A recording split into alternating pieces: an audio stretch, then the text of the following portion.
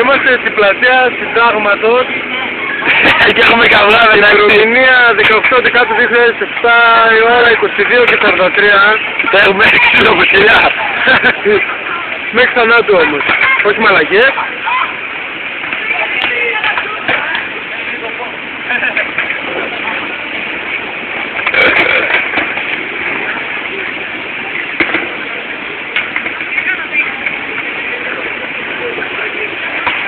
Στη μετάβαση στο απόψινό ντέρμπι κάνουν ο Χατζίκος Ανδρέας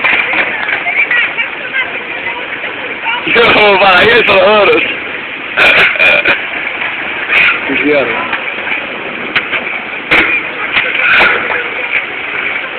Εντάξει, έχουμε και μαλάκα Ήμου, Πατινέρ Ήμο.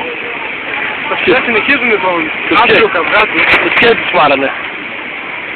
Λοιπόν, από εκεί είναι από τα δεξιά είναι ο Βασίλης, όρθιος Βασίλης, κάτω ο Βαγγέλης. Ο Βασίλης τώρα κάνει μια με κομμαντζέστο. Πώς λέμε ναι, Ο Βαγγέλης, ο Βαγγέλης προσπαθεί να σωθεί από τα χτυπήματα του Βαγγέλη. αλλά παραμένει κάτω. Παραμένει κάτω. Αν Αν και- είναι σηκωθεί γιατί έχει πολλά κιλά. Αυτό ήθελα να πω, αν και είναι πιο σωματώδης τύπος, Και δεν είναι το λαιμό. είναι κάτω, ναι. Για να δούμε, τι θα γίνει. Και ναι, όχι, όχι, πάρα λίγο.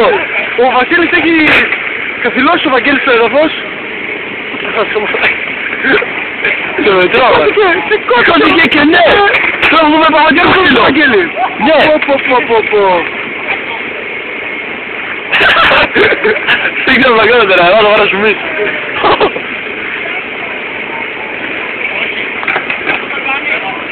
Και ναι, έχεις κάτω. Πέφτει ο Βασίλης. Όχι, Αλλά... αλλά... Και το Βασίλης ο Βαγγέλης.